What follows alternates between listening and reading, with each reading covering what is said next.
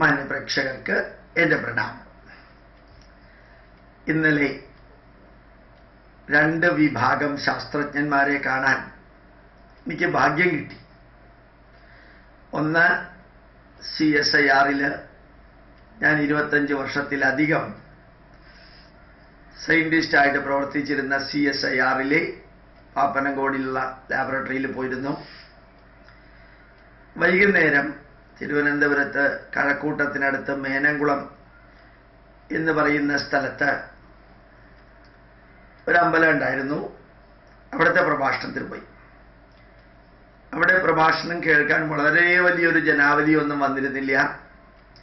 വന്നവരിൽ 90% ISRO-യിലെ ശാസ്ത്രജ്ഞന്മാരായിരുന്നു, VSSC-യിലെ ശാസ്ത്രജ്ഞന്മാരായിരുന്നു. ഞാൻ CSIR-ൽ രാവിലെ പോയി. എൻ്റെ കുറേ പഴയ സുഹൃത്തുക്കളിൽ 5-6 പേരെ കണ്ടു. ഞാൻ അവരോട് ചോദിച്ചു, ശ്രീ നരേന്ദ്രമോദി അധികാരമേറ്റെടുത്തതിന് ശേഷം CSIR-ലെ ഈ ലാബറട്ടറിയിലെ പ്രവർത്തനങ്ങൾ എങ്ങനെ പോകുന്നു?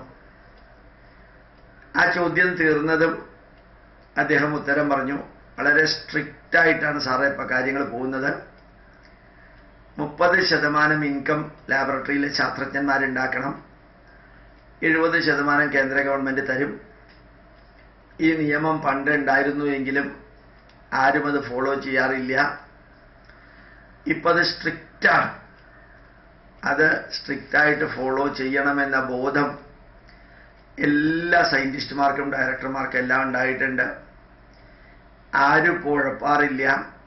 വളരെ നേരത്തെ വന്ന് വളരെയധികം സമയമിരുന്ന് കുറേയധികം വർക്ക് ചെയ്യുന്നുണ്ട്, നല്ല റിസൾട്ട് ഉണ്ടാക്കുന്നുണ്ട്. തീരെ വർക്ക് ചെയ്യാത്തവരുടെ എണ്ണം വളരെ കുറവാണ്. ഈ ലാബറട്ടറി നിലനിൽക്കണമെങ്കിലും ശമ്പളം കിട്ടണമെങ്കിലും ജോലി തുടരണമെങ്കിലും തീർച്ചയായിട്ടും അവനവൻ വർക്ക് ചെയ്തേ മതിയാവൂ എന്നുള്ളത് ഇപ്പം എല്ലാവർക്കും ബോധ്യം വന്നിട്ടുണ്ട്. ഓട്ടോണോമസ് ബോഡി ആയിട്ടുള്ള CSIR-ൽ പേ കമ്മീഷൻ ഇംപ്ലിമെന്റ് ചെയ്യില്ല ഇപ്പോഴൊന്നും എന്ന് പറഞ്ഞിരിക്കുന്നതിനെ ശാസ്ത്രജ്ഞന്മാര് ഒരു തരത്തിലും വിമുഖതയില്ലാതെ ശരിയാണെന്ന് അംഗീകരിച്ചിട്ടുണ്ട്. പേ കമ്മീഷൻ ഇംപ്ലിമെന്റ് ചെയ്യണമെങ്കിൽ അതനുസരിച്ചിട്ടുള്ള ഔട്ട്പുട്ട് ഉണ്ടായാലേ സാധിക്കുള്ളൂ എന്ന് മിനിസ്റ്റർ അറിയിച്ചിട്ടുണ്ട്. അതിനോട് ഒരു സയന്റിസ്റ്റും സപ്പോർട്ടിംഗ് സ്റ്റാഫും പ്രതികരിച്ചിട്ടില്ല നെഗറ്റീവായിട്ട്. അപ്പോൾ അടിമുടി മാറ്റം. ഈ മാറ്റത്തിന് വിധേയമാകാത്ത വ്യക്തികളില്ല. പ്രത്യേകിച്ച് പണ്ടത്തെ പോലെ പ്രതിഷേധങ്ങളോ എതിർപ്പുകളോ ചെറിയ ചെറിയ പിടലപ്പിണക്കങ്ങളോ ഒന്നുമില്ല. എല്ലാവരും ഒരുമിച്ച് വർക്ക് ചെയ്യുന്നു. അത് വേണ്ടതാണെന്ന് എല്ലാവർക്കും തോന്നി തുടങ്ങിയിരിക്കുന്നു എന്ന് CSIR-ൽ നിന്ന് വളരെ ഭംഗിയായിട്ട് കേൾക്കേണ്ടായി. വൈകുന്നേരം ISRO-യിലെ ശാസ്ത്രജ്ഞന്മാരുടെ സാന്നിധ്യം മേനംകുളം അമ്പലത്തിൽ ഉണ്ടായപ്പോൾ അവരോടും ചോദിച്ചിരുന്നു, സാർ ഇപ്പോൾ ഞങ്ങൾ എന്ത് അച്ചീവ്മെന്റ് ഉണ്ടാക്കിയാലും അത് കാണാനും കേൾക്കാനും അഭിനന്ദിക്കാനും ആളുണ്ട് എന്നുള്ളൊരു ഫീലിംഗ് ഉണ്ട് സാർ. അങ്ങനെ ഒരു ചലഞ്ചാണ് ഫെബ്രുവരി മാസം 15-ാം തീയതി 104 സാറ്റലൈറ്റുകൾ ഒരുമിച്ച് ഭാരതം വിക്ഷേപിക്കുന്നത്. അതിൽ 101 സാറ്റലൈറ്റും വിദേശ രാജ്യങ്ങളുടെയാണ്, 3 ഇന്ത്യയുടെ ഉള്ളൂ. അത്രയും കോൺഫിഡൻസ് ലഭിക്കാൻ കാരണം അത്രയും സപ്പോർട്ട് ഞങ്ങൾക്ക് ലഭിക്കുന്നുണ്ട് ഗവൺമെന്റിൽ നിന്ന്.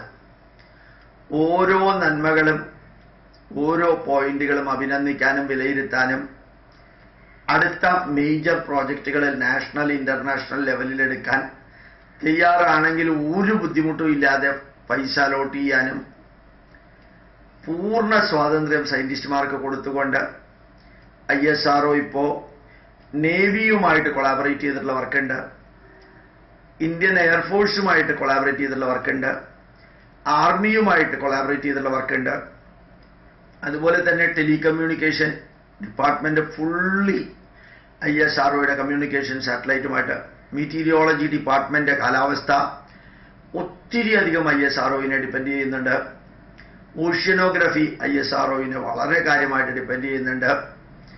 ശരിക്കും ഭാരതത്തിലെ BSF ബോർഡർ സെക്യൂരിറ്റി ഫോഴ്സ് ISRO-യുടെ ഉജ്ജ്വലമായിട്ടുള്ള നേട്ടങ്ങൾ ഉപയോഗിച്ചുകൊണ്ടാണ് നിലനിൽക്കുന്നതും പ്രവർത്തിക്കുന്നതും.